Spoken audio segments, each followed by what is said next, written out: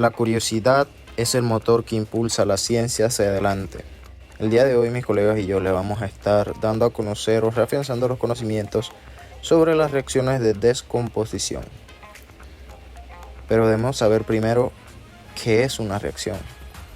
Una reacción química es un proceso en el cual una o más sustancias llamadas reactivos se transforman en una o más sustancias diferentes llamadas productos. Durante una reacción química, los enlaces químicos entre los átomos de los reactivos se rompen y se forman nuevos enlaces para dar lugar a los productos.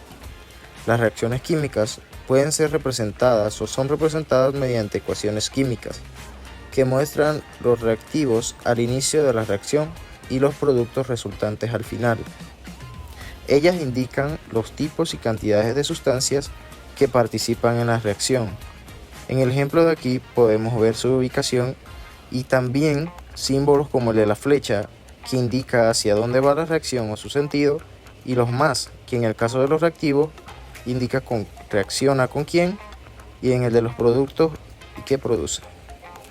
Aquí debemos tener en cuenta también el balanceo, el cual es una habilidad importante para comprender y predecir el comportamiento de las reacciones químicas, siendo este un proceso que consiste en igualar el número de átomos de cada elemento en los reactivos y en los productos de una ecuación.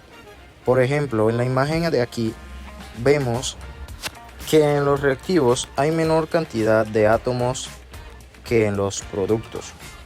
Esto se solucionaría agregándole un coeficiente 2 al trióxido de azufre y 2 también al dióxido de azufre para nivelar la cantidad de elementos en cada lado. Conociendo lo más básico, ahora pasaremos a lo más específico, con la pregunta: ¿qué es una reacción de descomposición? Una reacción química de descomposición es un tipo de reacción en la cual una sustancia se descompone en dos o más productos distintos. Esto ocurre cuando la sustancia original se rompe en partes más simples debido a la aplicación de calor, luz, electricidad o simplemente por reacciones con otras sustancias presentes en el entorno. En una reacción de descomposición, la sustancia original llamada reactivo se convierte en productos diferentes.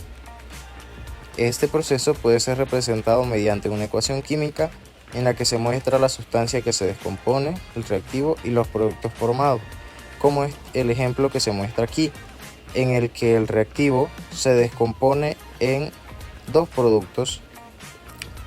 Debemos conocer también que las reacciones de descomposición pueden ser catalizadas, es decir, aceleradas por la presencia de ciertas sustancias llamadas catalizadores, que no se consumen en la reacción, pero permiten que ésta ocurra más rápidamente. Este tipo de reacción es importante en muchos procesos naturales y en aplicaciones industriales, como en las de productos químicos, la purificación de materiales y la obtención de energía. Es importante comprender las reacciones de descomposición en el contexto ambiental, como en la descomposición de contaminantes orgánicos que están presentes en el suelo y en la atmósfera, así como en la descomposición de materiales biodegradables para el reciclaje y la gestión de residuos. Como ya habíamos mencionado, las reacciones de descomposición, en la mayoría de los casos, van a necesitar de la ayuda de una energía externa para poder acelerar dichas reacciones. En este caso, podemos clasificar brevemente a las reacciones de descomposición en exotérmicas y endotérmicas. Las exotérmicas, al romper sus enlaces, sean covalentes polares o no polares, iónicos o puentes de hidrógeno, van a liberar calor. En cambio, las endotérmicas necesitarán dicha energía para poder romper estos enlaces. Ahora vamos a proceder a explicar brevemente cómo funcionan las reacciones de descomposición a nivel de fórmula. Así que tenemos en la siguiente diapositiva al sulfato de cobre 2, el cual inicia teniendo una textura cristalina y un color azul brillante. Al ser sometido a altas temperaturas, este va a producir óxido de cobre 2, que a simple vista es mucho más opaco y tiene una textura mucho más ceniza, junto a la producción del gas trióxido de azufre, que es uno muy tóxico para los humanos. Vamos ahora a ir con el balanceo del mismo. El sulfato de cobre 2 nos muestra que tenemos un cobre, un azufre y 4 oxígenos del lado de los reactivos. En el caso del óxido de cobre, en la parte de los productos, tenemos un oxígeno y un cobre. Y con el trióxido de azufre tendríamos 3 oxígenos y un azufre. Vamos a proceder a contar nuevamente cuántos reactivos tenemos en la parte de los reactivos y en la parte de los productos. Tenemos un cobre, un azufre, 4 oxígenos, y si sumamos el oxígeno del cobre junto con el del trióxido de azufre, tenemos en total 4 oxígenos. Así que esta reacción no hace falta balancearla, ya viene balanceada por su cuenta. Ahora, los tipos de reacción de descomposición. Una de estas es la descomposición electrolítica o electrólisis. Y esta palabra se refiere a la ruptura por medio de la electricidad, ya que electro se refiere a electricidad y lisis de ruptura. En esta reacción se utilizan electrolitos, que son sustancias ionizadas, y al momento de que se dé la reacción se puede decir que es una redox porque se cambian las cargas de ambas. Entonces, el proceso de esto es que se sumergen unos electrodos, o sea, un ánodo y un cátodo, en la disolución y se conectan a una fuente de poder para que ésta les dé la energía o electricidad. Entonces, el ánodo es positivo, por lo cual atrae los aniones que son negativos, y el cátodo es negativo, por lo que trae los cationes que son positivos. Ahora, unas aplicaciones de la electrólisis podrían ser la extracción y refino de materiales, que son para extraer materiales más reactivos que el carbono. También está la producción de productos químicos, así como la electrólisis del agua, que es la generación de hidrógeno a partir del agua. Y por último está el galvanizado, que es cuando se baña un objeto en un metal determinado. Ahora la reacción catalítica o catálisis, que este sería el incremento de la velocidad de reacción por medio de un catalizador. Entonces tenemos la catálisis homogénea, heterogénea y la enzimática. La homogénea tenemos que tanto los reactivos, productos y catalizadores se encuentran en una sola fase, o sea, el mismo estado, y generalmente este es líquido. También es más complicado separar o eliminar el catalizador del medio de la reacción, ya que este sería más costoso por el hecho de que están en el mismo estado, la misma fase. También tenemos la catálisis heterogénea, que sería que cuando el catalizador no se encuentra en la misma fase que los reactivos y productos, y generalmente podría ser sólido líquido o sólido gas. Con respecto a la recuperación del catalizador, esta pues no lo requiere, y de todos modos la separación de productos y catalizadores es fácil por el hecho de que son en diferentes fases. Por último tenemos la catálisis enzimática, que es cuando se utilizan enzimas para reducir la energía de activación dentro de una reacción, y esto lo podemos ver bastante en el cuerpo humano porque hay enzimas de todo tipo para acelerar cualquier tipo de metabolismo en el organismo. Ahora yo les voy a hablar sobre dos diferentes tipos de descomposiciones químicas. Primero voy a hablar de la descomposición térmica o termal.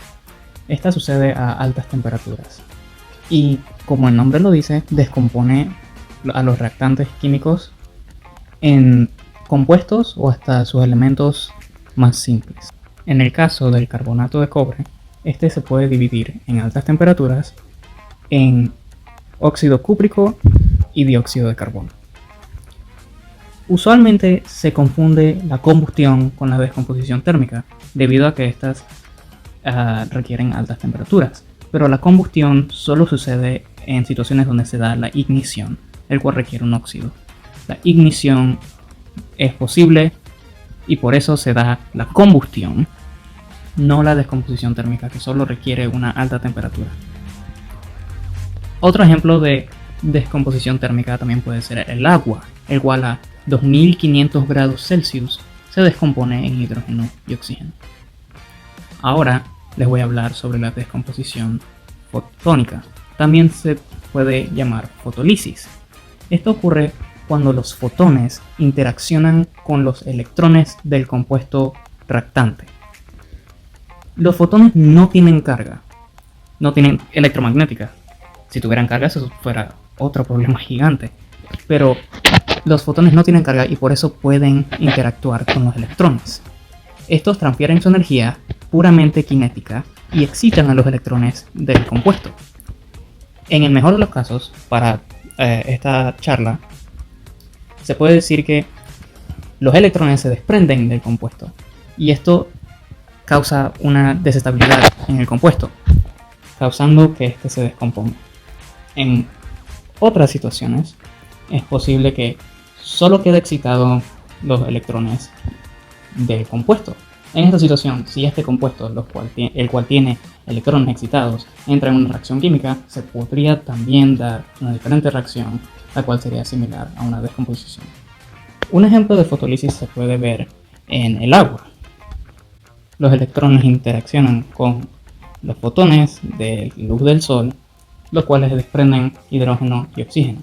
Esto toma su rol en el proceso en el cual nosotros llamamos fotosíntesis.